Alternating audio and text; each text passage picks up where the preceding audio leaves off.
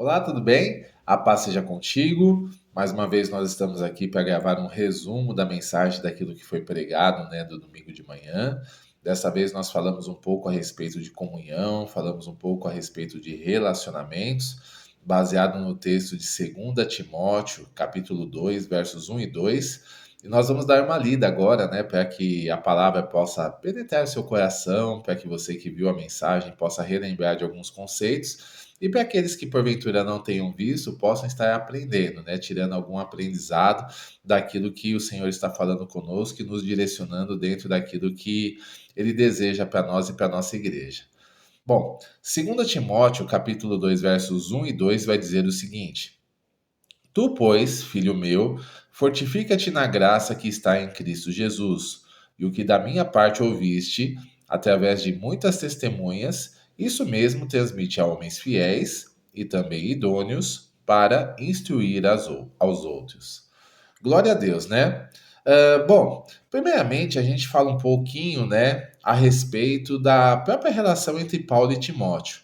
Paulo foi um pastor, missionário, evangelista, né, profeta, mestre, ele teve várias titulações ao longo da sua jornada, ao longo da sua caminhada, e nesse momento ele estava próximo da morte. Ele sabia, né, que ele iria morrer, ele estava preso e sabia que não ia mais sair da cadeia, né, que seria realmente os seus últimos dias.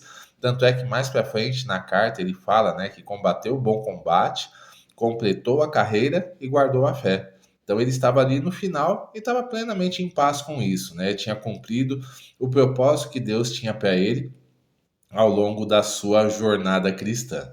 E dentro desse processo, Paulo ele fez muitos relacionamentos. Ele fundou várias igrejas, ele, né, ajudou muitas pessoas, mas ele teve alguns relacionamentos muito próximos, né, de pessoas que ele discipulou e depois se tornaram mais do que discípulos, mais do que parceiros de ministério, mas se tornaram verdadeiros filhos na fé. Pessoas que ele tinha uma grande estima, pessoas que ele queria que realmente permanecessem firmes naquilo que era importante, que é ter um relacionamento com Deus e continuar a servi-lo com fidelidade. E uma dessas pessoas é a Timóteo, né? Tanto é que dentro dessa carta que ele escreveu diretamente para ele, para Timóteo, fortalecendo e fazendo com que ele pudesse permanecer firme ali, mesmo diante das lutas e dificuldades que a igreja da época como um todo estava enfrentando. Para a gente contextualizar um pouco, a gente via que a igreja ela sofreu uma perseguição muito severa naquela época por parte do Império Romano.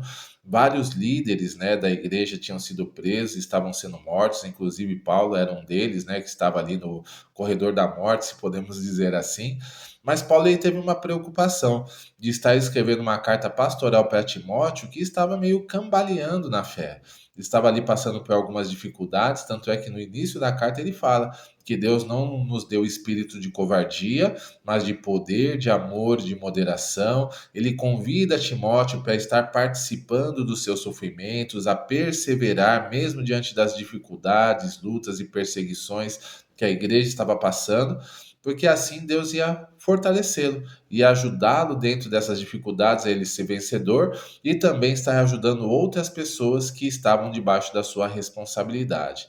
Então Paulo ele teve essa preocupação, né, de fazer com que Timóteo ele permanecesse firme nos caminhos do Senhor, mesmo após a sua partida.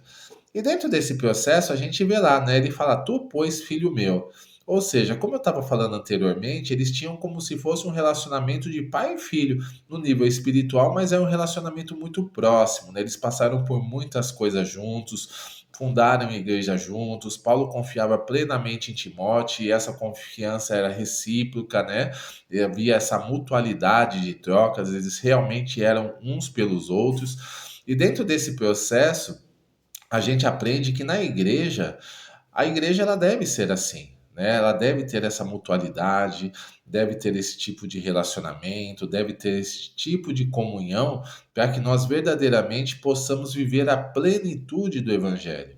Um dos pilares de qualquer igreja cristã é a comunhão dos irmãos, é estarmos unidos uns pelos outros, e não é somente uma liga humana, né? Uma liga de amizade, uma liga de respeito, mas é uma liga que vem do Espírito Santo, que habita em mim, que habita em você e que faz com que nós verdadeiramente sejamos corpo, né? Sejamos unidos, sejamos uma unidade de fé e de propósito na presença de Deus através do Espírito Santo que flui em nós. E dentro desse processo é muito importante a gente saber ter esse alvo, esse objetivo. Aí algumas pessoas podem até questionar, mas Jorge, a igreja não é assim, né? Vamos ser realistas, né? As pessoas às vezes não têm esse tipo de unidade e elas nem querem. Mas é verdade, às vezes isso acontece mesmo. Só que nós, que realmente queremos ter uma experiência viva e verdadeira com Deus, estar na presença de Deus, andar na plenitude do propósito de Deus sendo cumprido nas nossas vidas, nós devemos buscar a comunhão, porque o Senhor fala para nós amarmos uns aos outros, orarmos uns pelos outros, servirmos uns aos outros, e tudo isso não é fácil, não acontece simplesmente num passe de mágica. Isso é construído e depende de esforço da minha parte e da parte de cada um que quer viver dessa situação. Então, isso é muito importante a gente saber e ser realista, que talvez não estejamos dentro desse processo, mas temos um alvo a ser alcançado, temos um objetivo a ser concluído e precisamos nos esforçar para fazer com que esse alvo, esse objetivo, ele possa realmente ser concluído na presença do Senhor. E com o passar do tempo, à medida que nós avançamos dentro dos processos para a construção dessa comunhão, a gente possa viver essa verdade sobre a nossa vida. Então é aquele negócio, né? Às vezes é deixar de reclamar, é deixar, né, de apontar o dedo para as pessoas, de querer julgar as pessoas e começar realmente a agir de uma forma que nós possamos estabelecer essa comunhão e fazer com que as coisas elas aconteçam da melhor forma possível. Paulo e Timóteo, eles tiveram uma comunhão plena, mas tudo foi construído. Teve um começo, eles se encontraram, depois andaram juntos, trocaram experiências, participaram de alegria juntos, participaram de situações contrárias juntos, e tudo isso fez com que eles tivessem essa comunhão. E esse não foi um privilégio somente de Paulo e Timóteo, mas é uma coisa que Deus ele também deseja que nós, eu e você, possamos estar vivendo dessa forma e que nós possamos nos esforçar para vivermos assim. Então, esse é o primeiro ponto.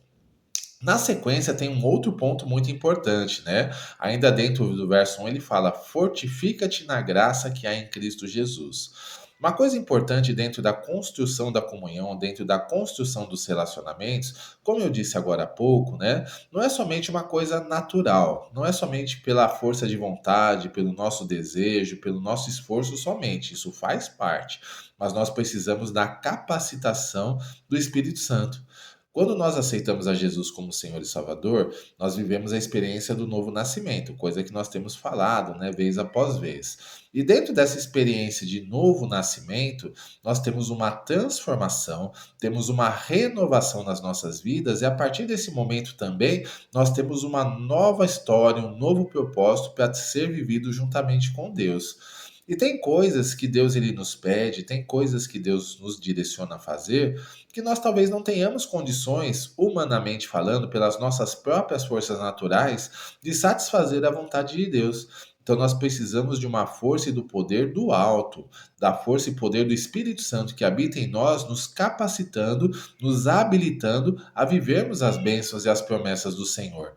Então, esse é um ponto muito importante, a gente realmente buscar do Senhor. Se nós temos dificuldade de relacionamento, se nós temos dificuldade para respeitar as pessoas, para aceitar o jeito das pessoas, para acolher pessoas, porque às vezes ao longo da nossa história, a gente pode ter sido ferido, podemos ter sido machucados, e a gente até mesmo falou na mensagem, né? Uma coisa que tem sido falada em muitas igrejas e muitos ministérios, que o coração ferido ele fere, mas o coração curado ele cura. Então nós precisamos permitir que o Senhor venha trazer cura, venha trazer restauração para o nosso coração, para os traumas, para as palavras contrárias, para as dificuldades, para as traições que talvez nós tenhamos passado ao longo da vida e que nos trouxeram até aqui.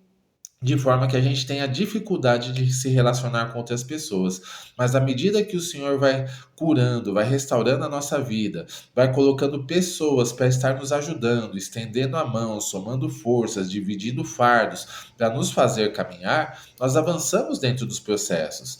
deixamos de ser uma pessoa, né, que está debaixo da opressão, debaixo das feridas, debaixo do jugo do diabo, para começar a andar com Jesus. Depois, uma vez que nós estamos andando com Jesus, nós crescemos na graça e no conhecimento que há nele. Ele derrama do seu bálsamo sobre a nossa alma, sobre o nosso espírito, nos liberta de todas as amarras das trevas, traz cura para as nossas emoções, até que nós cheguemos ao ponto de estarmos plenamente curados, estarmos prontos para estarmos na presença do Senhor e para alcançarmos maturidade espiritual. E é nesse momento que a gente começa a ajudar outras pessoas, começamos a estender a mão para outras pessoas, da mesma forma que nós passamos pelo processo, nós vamos ajudar outras pessoas que estão feridas, que estão magoadas, que estão oprimidas pelo diabo, a encontrar Jesus e a crescerem espiritualmente até que elas mesmas se tornem instrumentos de cura e de renovação.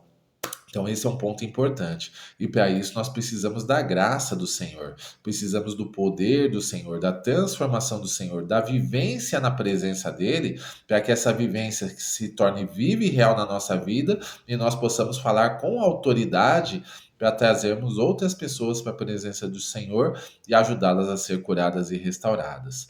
E por fim, para nós finalizarmos aqui a nossa mensagem, né, daquilo que foi falado, fala o seguinte: e o que de mim ouviste, isso mesmo confia a homens fiéis, que sejam idôneos, para também transmitir a outros. Ou seja, o processo de multiplicação. Uma coisa que a gente vê ao longo de toda a história da Bíblia, né, e também principalmente no ministério de Jesus e naquilo que ele deseja para a igreja, é a questão da multiplicação, a questão de nós nos reproduzirmos. Aquilo que Jesus está fazendo nas nossas vidas, fazendo com que a gente cresça espiritualmente, fazendo com que nós nos tornemos instrumentos de bênção, instrumentos ali de transformação para pessoas que ainda não conhecem a Jesus, até mesmo para mudança de situações e mudança de histórias de vidas e de famílias. Isso mesmo, né? A gente ajudar outras pessoas a também se tornarem esses instrumentos. É ganhar as pessoas para Jesus, é cuidar bem delas, é discipulá-las, é ajudá-las a crescer espiritualmente até o ponto delas darem seu voo solo e poderem replicar o processo. Hoje eu sou uma pessoa fazendo isso e amanhã, quando eu treinar uma outra pessoa, vamos ser duas. E depois nós vamos treinar outras pessoas que vão ser quatro. E depois seremos 8 e seremos 16 e assim por diante. É um processo de multiplicação. E o Espírito Santo ele vai nos direcionando para onde ele quiser. Não vamos ficar todos no mesmo lugar, né? Não vamos ficar todos na mesma situação, mas um vai para um lado, o outro vai para o outro, um vai falar no trabalho, o outro vai falar no seu bairro, o outro vai falar na sua família, o outro talvez se mude para uma outra cidade, mas ainda assim vai levar esse evangelho maravilhoso, vai levar esse poder transformador para aquele lugar onde ele estiver inserido, e assim o evangelho vai se propagando de uma maneira natural e trazendo transformação para todos aqueles que quiserem e que aceitarem realmente essa transformação que Jesus tem para nós. Então é muito importante nós não aceitarmos a falta de frutividade na nossa vida, a falta, né, de não querer ganhar almas, de não querer cuidar de pessoas, não querer ser instrumento de restauração de vidas, porque Deus ele nos chama para nós, primeiramente, vivermos essa transformação, essa restauração sobre a nossa própria vida, mas no futuro ele vai querer também que nós sejamos esses instrumentos que levem o evangelho, que levem a sua glória, que levem o seu poder para que outras pessoas possam ser restauradas. Então a multiplicação faz parte. Então que nós não venhamos também aceitar, né, infrutividade, esterilidade sobre as nossas vidas, mas que nós possamos buscar essa unção de multiplicação e desejar ganharmos almas, restaurarmos vidas e sabermos que o poder de Deus está sobre nós, ele é conosco e vai nos ajudar, nos direcionando, nos dando estratégia, nos dando sabedoria e nos dando a capacitação necessária para nós sermos esses instrumentos de bênção na mão do Senhor. Amém, gente? Então essa foi a nossa mensagem para hoje. Espero que traga edificação para a sua vida, né? Que você possa meditar nessas palavras. E como a gente sempre fala, ouça de tudo, retenha aquilo que é bom e principalmente aplique aquilo que você retém na sua própria vida, porque vai ser bênção em nome de Jesus, tá bom? Deus abençoe, fica na paz.